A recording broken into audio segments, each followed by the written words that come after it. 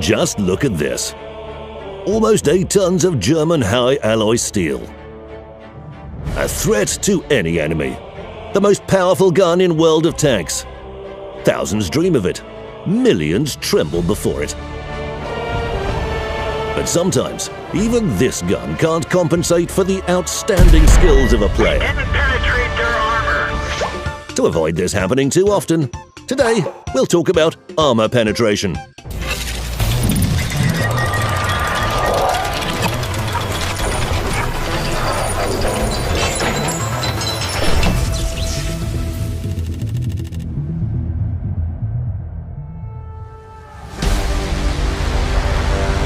Any gun has a standard set of characteristics: damage, accuracy, aiming time, and rate of fire. But all this is useless if you're unable to penetrate the armor. To fire effectively, you should learn how penetration mechanics work. Understand their principles. Let's start with some theory from our confidential informant. Every shell in the game has its penetration capability. The documentation specifies its average value when firing from 100 meters. The actual penetration can be 25% higher or lower. The damage caused is calculated in a similar manner. Thanks, CI. Let's go further and have a small experiment. We'll take 2 T-57 Heavy and 2 AMX tanks. This choice is not accidental. Both vehicles feature 120mm guns, equal average damage, and almost the same penetration with armor-piercing and high-explosive shells. The key difference is the type of premium shells they have. The AMX features armor-piercing composite rigid shells, and the T-57 Heavy can fire high-explosive anti-tank shells. The targets are placed not far from our vehicles. I don't think any of the tanks will have problems penetrating their armor, but let's see. The first tank fires an AP shell, the second shoots an APCR shell, the third vehicle goes for a heat shell, and the fourth fires an HE shell. None of them had a problem. Let's make the task more complicated. We'll put the targets behind cover and repeat the experiment. As you can see, the result is a bit different. The HE shell dealt only splash damage, and the heat shell got stuck in the fence. But this isn't over yet. Now we're going to remove the obstacles and take the target a bit further away. The guns fire and the result is different again. Few people realize that different shell types would be best for firing at the same target in different situations. To do this correctly, you need some theory. As you know, there are 4 shell types, each with its unique properties. The main shell type used by most tanks is the armor-piercing shell. These shells fly quickly, but their penetration capability slightly reduces with distance. Their penetration capability also reduces when they hit a destructible object, like a fence or a vehicle. The fastest shells are APCR ones. Only weekends pass by faster. APCR shells can go through fences too, but with distance they lose their penetration capacity more than AP shells. The heat shell is a different story. Its penetration capability doesn't depend on the range and remains the same along its entire trajectory. But this comes at a price. This shell is the slowest one. And if it hits a fence, it won't go any farther. HE shells fly almost as fast as AP ones, and they don't lose their penetration power with distance. After hitting any object, an HE shell detonates, and its fragments can damage a vehicle nearby. In addition, these shells have the highest potential damage and the lowest penetration capability. And now let me give you some pieces of advice. If you want to cause damage through fences, fire AP shells or APCR shells. To fire at a slow and well-armored vehicle located far away, you'll hardly find anything better than the heat shell. If you take a shot at scouts from a long distance, the ideal choice is the APCR shell. And if your enemies are paper thin, send them some high-explosive parcels. And some more tips. Any destructible building consists of sections. If you want to destroy the building quickly, fire an HE shell at the joint between these sections. You can also use an HE shell to knock down a tree. Or knock off the base capture without exposing yourself to enemy fire. With a large caliber HE shell, you can even shoot down an aeroplane. That last one is a joke, of course, but the rest work. So, we already know how shells fly, but what about all these hits, ricochets, penetrations, and non-penetrations? That's simple. We have two parameters: shell penetration capacity and armor thickness. Both are measured in millimeters. If the first number is higher than the second one, the enemy receives damage. Arithmetic, first grade. However, this is true when the shell hits the armor at a right angle. In other cases, the penetration power is calculated differently. Let's take a point on the armor and draw a tangent and a normal through it. Speaking simply, a perpendicular line. The shell's angle of entry is an angle between the normal and the projectile's trajectory. In this case, the shell has to penetrate a much thicker layer of armor. The relative armor is calculated as the ratio of the nominal armor thickness to the cosines of the entry angle.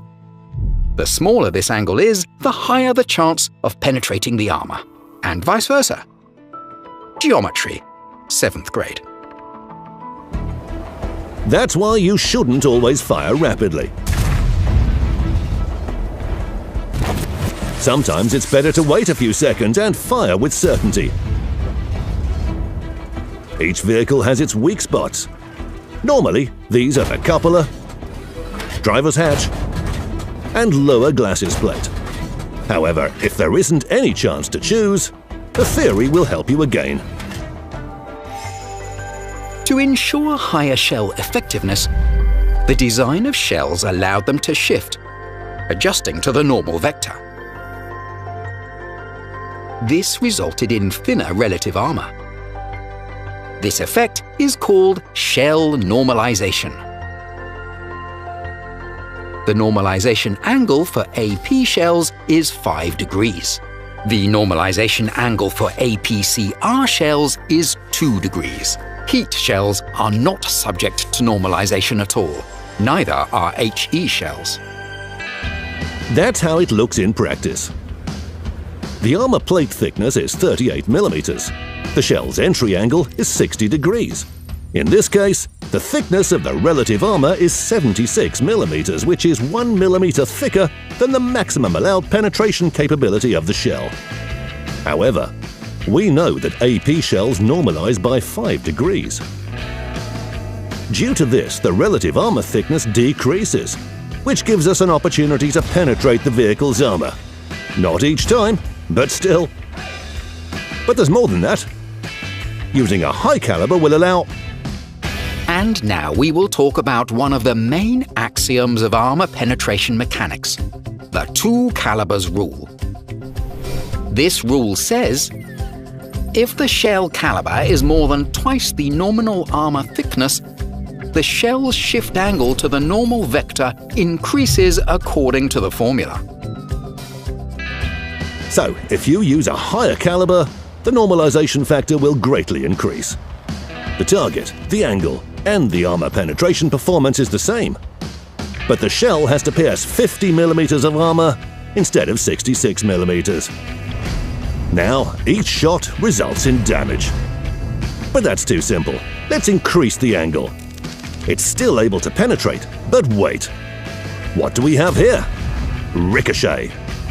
By the way, talking of ricochets, AP shells and APCR shells ricochet at an angle of 70 degrees or more, losing 25% of their penetration capability.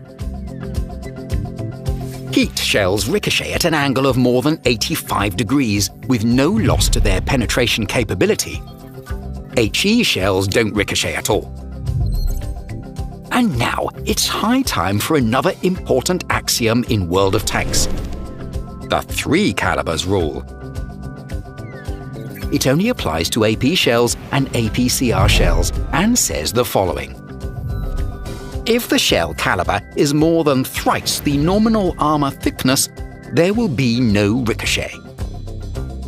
Whatever the thickness of the relative armor, the shell will attempt to penetrate it at any angle.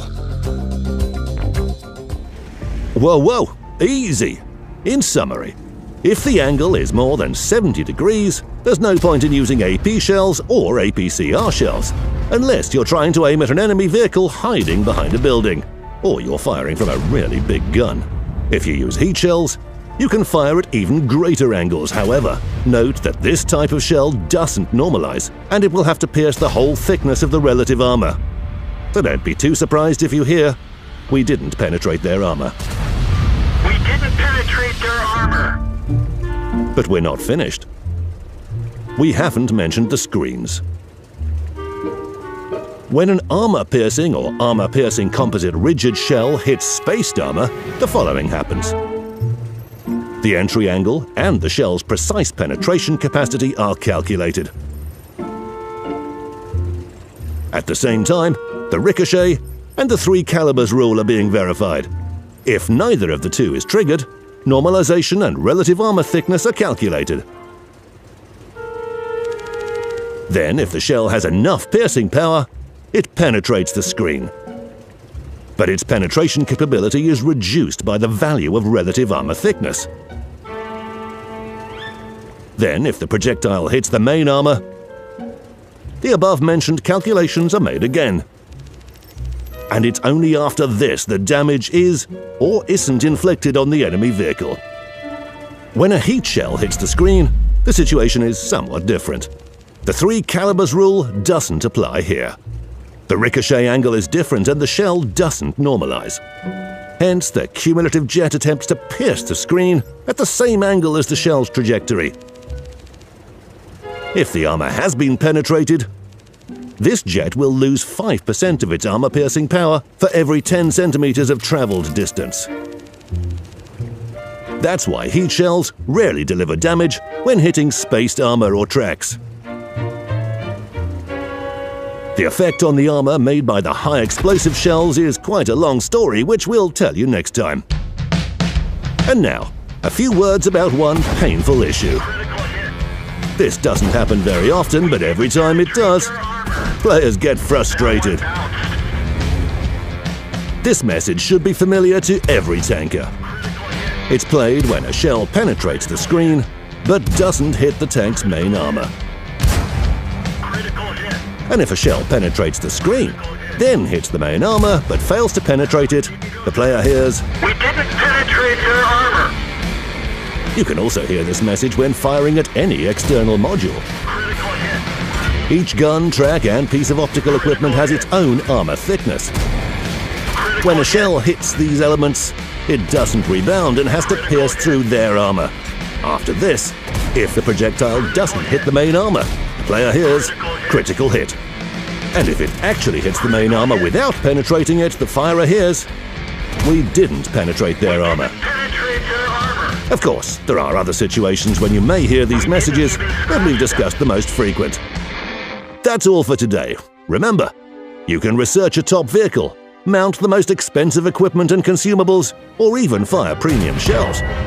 But if you don't learn how to effectively penetrate enemy vehicles, the only thing left is to rely on your skillful comrades. If you want to know more about what happens to a shell after it penetrates the armor, click the like button and leave your comments. We'll make a video. Use these mechanics and win some battles.